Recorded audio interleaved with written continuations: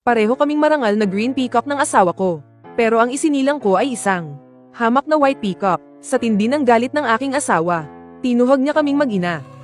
Ginawa pa niya kaming isang mangkok ng kaning sinangag na may sahog na ibon. Nang muli akong magmulat ng mata, nagbalik ako sa araw ng pagpili ko ng mapapangasawa. Nakita ko ang dati kong asawa na desididong hingin ang kamay ng aking ate na isa lamang second class na blue peacock. Nalaman ko agad na nabuhay rin siyang muli. Dahil sa nakaraang buhay, matapos ikasal ang ate ko sa isang blue peacock, nagsilang siya ng isang pambihirang purple peacock. Inakala ng dati kong asawa na kapag pinakasalan niya ang ate ko, magkakaanak din sila ng purple peacock. Pero ang hindi niya alam, baka kahit ang pinakahamak na black peacock, ay hindi pa niya kayang iluwal. Ang lahi ng peacock ay may 6 na kulay. Ayon sa rango, ito ay ang mystic black, lila, berde, asul, puti, at karaniwang itim. Ngunit sa kasalukuyan, ang pinakamarangal sa lahi ng peacock ay ang mga green peacock pa lamang. Kaya naman, nangako ang aking amang hari na kung sino man ang magkakaroon ng pinakamarangal na anak kasama ng kanyang anak na babae, sa kanya niya ipamamana ang trono. Ako ang pinakapaboritong bunsong prinsesa ng amang hari, at ako rin ang kanyang kaisa-isang anak na green peacock. Kaya naman noong araw na ako'y nasa hustong gulang na, lahat ng kalalakihan sa buong kaharian ay pumunta sa labas ng palasyo upang hingin ang aking kamay. Matapos ang masusing pagpili, pinili ko si Qingshan, na kapwa ko isang green peacock. Lubos na nasiyahan ang amang hari kay Qingshan. Siya'y makisig at pambihira, siya rin ang numero 1 binata sa lahi ng mga peacock. At sa kanyang paningin, ang pinakaangkop na tagapagmana. Noong iaanunsyo na sana niya ang pagsang-ayon sa aming kasal, biglang umatras ng isang hakbang si Qingshan. At nagpatira pa sa harap ng amang hari. Kamahalan, hindi ko po nais pakasalan ang ika-6 na prinsesa. Ang nais ko pong hingin sa pagkakataong ito ay ang kamay ng ikalawang prinsesa, si Meiran. Pagkasabi niya ng mga salitang iyon, nagulat ang lahat, maging si Meiran ay labis na nagtaka. Ngunit hindi nagtagal, napuno ng galit ang kanyang mukha. 10 taon ang tanda sa akin ni Meiran. Hanggang ngayon ay wala pa siyang asawa, dahil ang aking inang reyna, ang kaisa-isang reyna na formal na pinakasalan ng amang hari. Samantalang ang ina niya ay isang alila na gumamit ng maruming paraan para makuha ang pabor ng amang hari. Kaya kahit na anak din siya ng hari, iilan lang ang tunay na kumikilala sa kanya bilang isang prinsesa. At lalong walang may gustong magpakasal sa kanya. Nagtaka ang lahat. Bakit ang isang marangal na luntiang paboril tulad ni Qingshan ay pipili ng isang ordinaryong asul na paboril? Dahil sa naging desisyon ni Qingshan, nagdilim ang mukha ng amang hari. Kalokohan. Ito ang seremonya para sa pagpili ng mapapangasawa ni Zuru. Kung gusto mong pakasalan si Meiran, sana'y kinausap mo na lang ako ng sarilinan. Ngayon, sumali ka sa pamimili. Pinili ka ni Zuru. Pero ipapahiya mo lang pala siya. Saan ko ilalagay ang mukha ng anak ko? Agad na lumuhad si Qingshan. Mahal na hari, hindi po sa minamaliit ko si Prinsesa Jiahi, kundi dahil hindi marangal ang kanyang pagkatao. Itinago niya ang katotohanan na isa siyang itim na paboril. Nilinlang niya tayong lahat. Buong tapang niya akong itinuro. Biglang natahimik ang buong lugar. Bawat isa sa kanila ay hindi makapaniwala sa narinig. Anong pinagsasabi mong kalokohan? Hindi itim na paboril ang aking heya. Bago pa man makapagsalita ang amang hari, agad na tumayo ang inang reyna. Talaga ba? Kung ganoon katiyak ang mahal na reyna, bakit hindi natin sabihan si Prinsesa Jiahi na ipakita ang kanyang tunay na anyo? Kung si Prinsesa Jiahi ay isang luntiang paboril, kailangang may magbayad sala. Mapanghamak na tiningnan ni Qingshan ang inang reyna. Kung hindi, maaari bang si Prinsesa Jiahe ang siyang magbayad sala? Nangingitim sa galit ang mukha ng inang reyna. Salubong ang kanyang mga kilay. Mula sa pagkabigla, ang reaksyon ng amang hari ay napalitan ng pagdududa.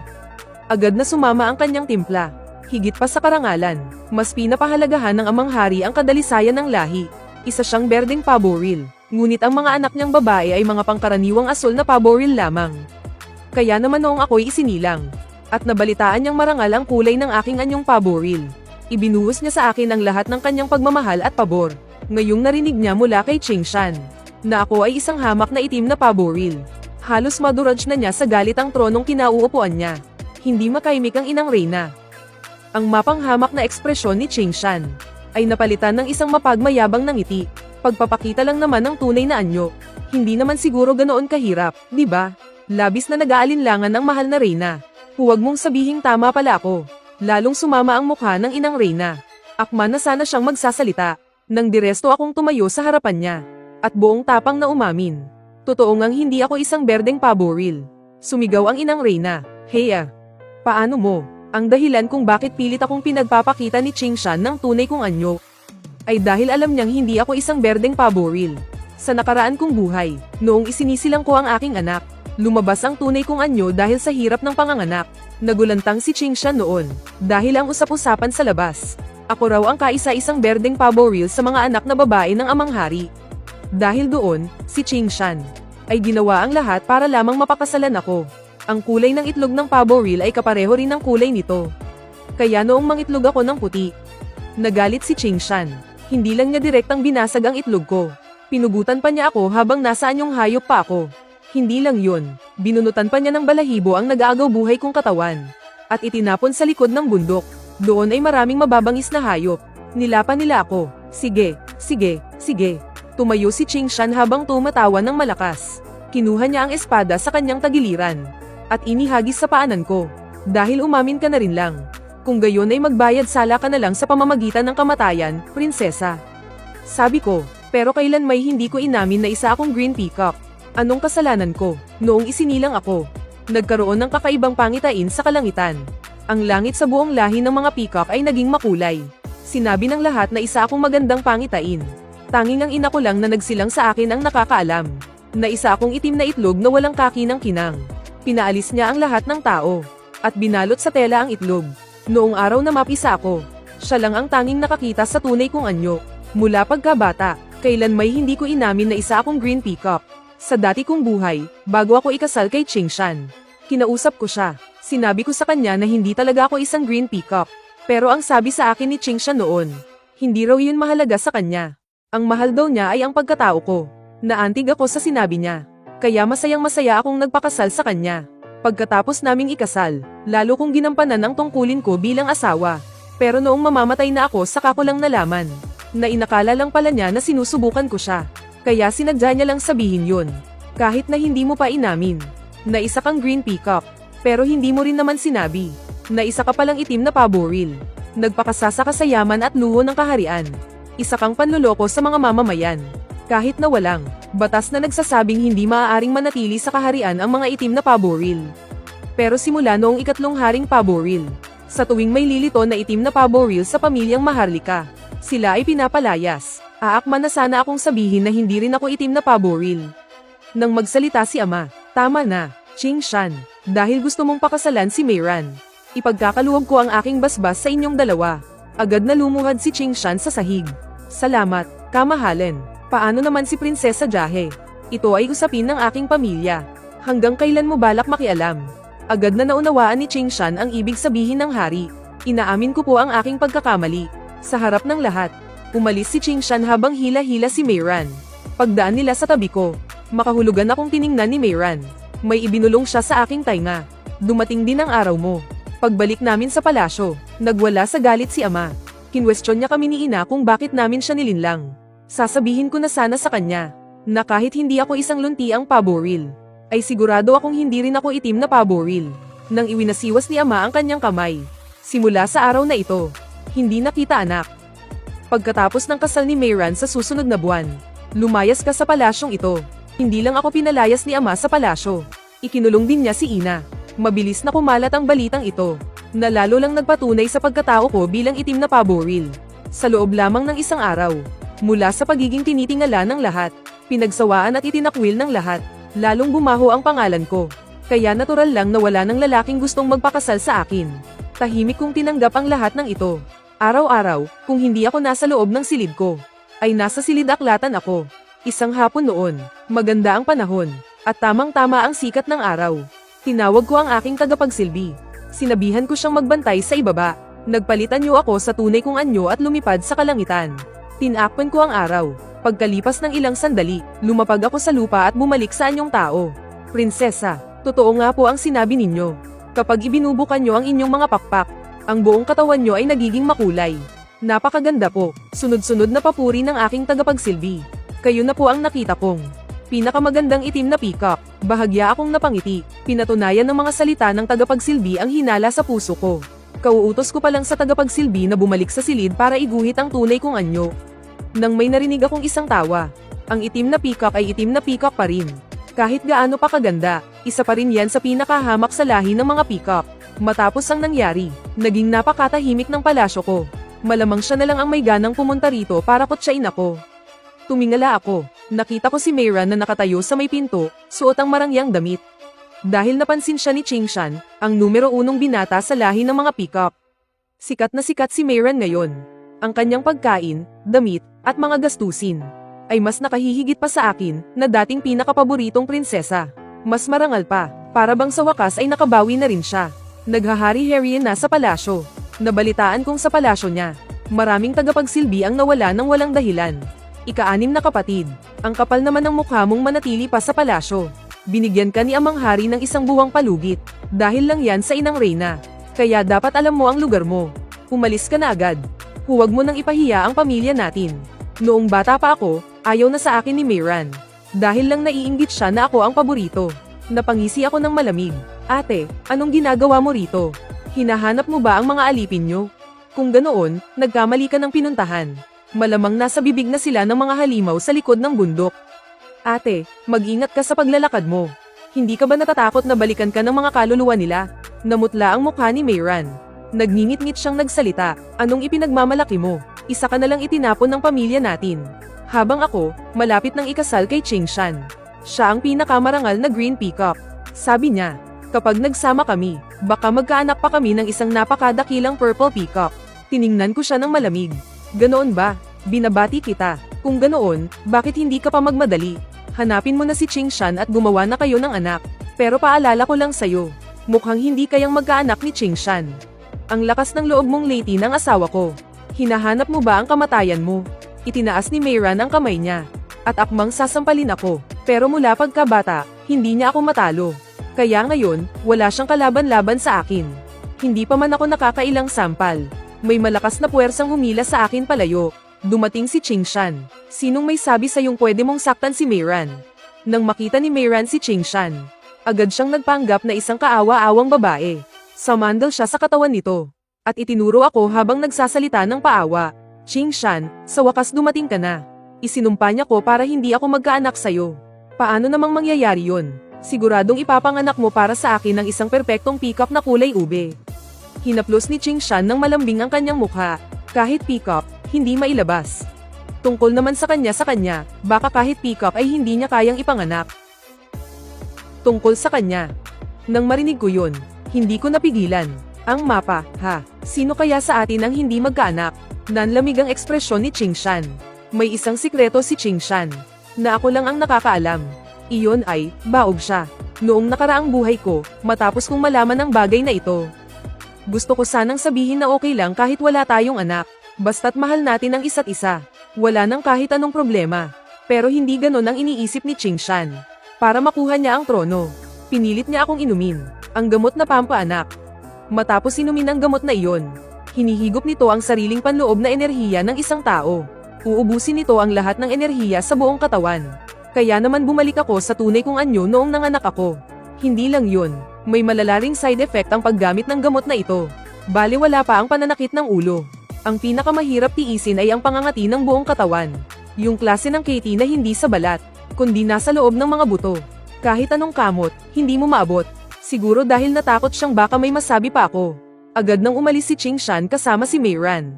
Pagkaalis nila, lumabas ang isang katulong dala ang natapos na larawan. Nang sandaling makita ko ang larawan, nanlaki ang mga mata ko. Kinumpirma ng larawang ito ang lahat ng hinala ko.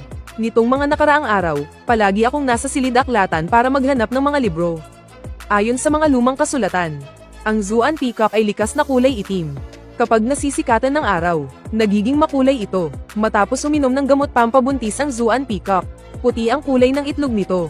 At kapag napisa, kulay ube ito. Kaya naman, hindi talaga ako isang Black Peacock, kundi ang maalamat na Zuan Peacock. At ang itlog ko ay hindi magiging isang White Peacock, kundi isang mas mataas na uri ng Purple Peacock. Dahil wala pang nakakakita sa isang Zuan Peacock, kaya hindi alam ni Qingshan ang tunay kong halaga. Nang malaman ko ito, wala akong pinagsabihan kahit sino. Ngayon, kinamumuhian ako ng lahat. Kahit nasabihin ko pa, walang maniniwala sa akin.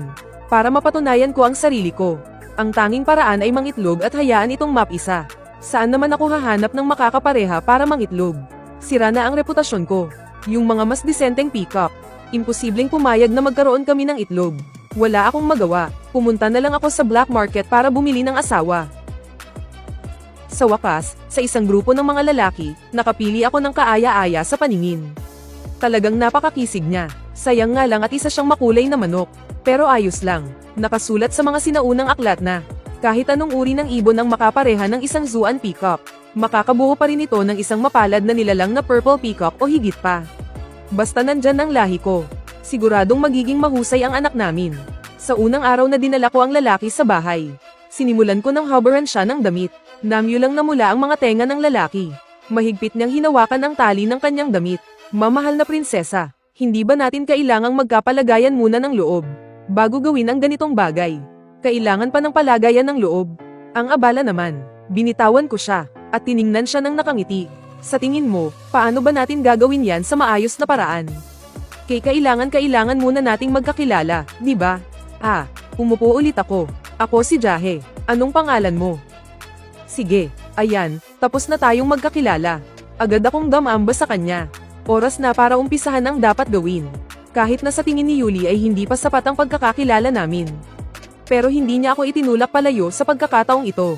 Habang sinasabi niyang, "Prinsesa, hindi pwede," ay pinapasok naman niya ang kamay sa loob ng damit ko. Pagkatapos ng isang beses, si Yuli naman ang nagdala. Hinawakan niya ng mahigpit ang bewang ko. At dahan-daang gumalaw. Pagkatapos ng ilang beses, hindi ko na kinaya. Pwede bang magkilala ulit tayo? Sa susunod na lang, isang mahinang tawa ang narinig ko sa tabi ng aking tainga. Kumikislap-kislap ang liwanag ng kandila sa silid. Sumikat at muling lumubog ang buwan. Makalipas ang kalahating buwan, ang seremonya ng kasal ni Qingshan at Meiran ay idinaos sa takdang oras. Nang araw na iyon, ang buong palasyo ay nabalot ng kulay pula. Ang parada ng panunuyo ni Qingshan ay napakagarbo at engrandi. Balak ko sanang umalis ng palasyo sa araw na iyon. Pero may dumating na sugo mula sa palasyo ni Meiran. Sabi niya ay kulang daw sila sa tao. At pinapanta ako roon para magsilbi. Pagdating ko, suot na ni Meiran ang kanyang damit pangkasal. Pinahawak niya sa akin ang kanyang korona. Hanggang sa mangawit ang mga braso ko sa pag-angat nito. Hindi pa rin niya sinabing isusuot na niya. Akma ko na sanang ilalapag sa gilid ang korona. Nang marinig kong sinabi ni Meiran, "Ika-anim kong kapatid, itong korona ko ay si Qingshan mismo ang gumawa. Ginamit niya ay purong ginto at inabot siya ng 3 araw at 3 gabi para mabuo ito. Kaya dapat mo itong ingatang mabuti para sa akin." Sa bawat salita niya, halatang nagyayabang siya sa akin. Hindi ako umimik, nagsalita na naman siya. Narinig kong may dinala ka raw na manok pabalik. Ika-anim na kapatid, bumagsak ka na ng husto. Kahit na isa kang itim na paboril, naging prinsesa ka pa rin naman. Hindi naman tama na pumatol ka na lang sa isang manok. Pagkasabi niya niyan, nagsitawanan ang lahat ng tao sa paligid. Hindi ko na napigilan ang sarili ko. Tama po ang pangaral niyo, ikalawang ate. Pero, ikalawang ate, bakit po kayo kamot ng kamot? May nakain po ba kayong hindi dapat? Biglang napawi ang ngiti sa kanyang mukha. Mula pa kaninang pagpasok ko, walang tigil sa pagkakamot ng buong katawan si Meiran. Kanina nang itaas niya ang kanyang kamay. Nakita ko na puno ng kalmo ang maputi niyang braso.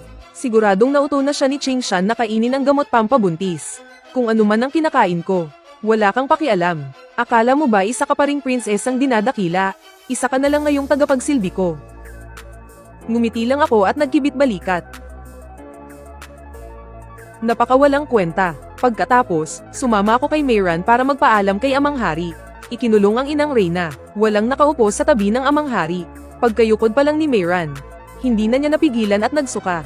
Habang pinapanood ko siyang sa muka, parang nahawa na rin ako. Sunod-sunod na umakyat ang asim sa lalamunan ko. At napasok na rin ako. Agad na ipinatawag ng mga tao sa paligid ang manggagamot ng palasyo. Matapos ang pagsusuri, nagbigay galang ang manggagamot sa Amang Hari. Binabati ko po kayo, kamahalin. Parehong buntis ang dalawang prinsesa. Nang marinig niyang buntis siya, nagningning ang mga mata ni Meiran. Napatingin ako sa tiyan ko, tulala. Ganito lang ba kadaling mabuntis? Sa nakaraang buhay, ang tagal kong naghintay, bago ako nagkaroon ng sarili kong anak. At sa sandaling iyon, tumatakbong pumasok mula sa labas ang tagapayo ng imperyo. Binabati ko po kayo, kamahalin. Lumuhad siya sa sahig, at malakas na sumigaw, kamahalin. Nakakita po ang inyong lingkod ng isang kakaibang pangitain sa timog silangan kanina lang. Naobserbahan ko po ang mga senyales ng pagdating ng isang phoenix sa mundo. Ano, ang ibig mong sabihin isang phoenix? Biglang tumayo si Ama dahil sa pananabik. Tayong mga peacock ay mga inapo ng phoenix. Pero sa digmaan 100 taon na ang nakalipas. Matagal nang naubos ang lahi ng mga tunay na phoenix. Tama po, hindi po ako nagkakamali. Ang pangitaing ito ay kaparehong-kapareho ng nakasulat sa mga aklat. May isang nagdadalang tao ng isang phoenix. Halos hindi may pinta ang ngiti sa mukha ng tagapayo ng imperyo.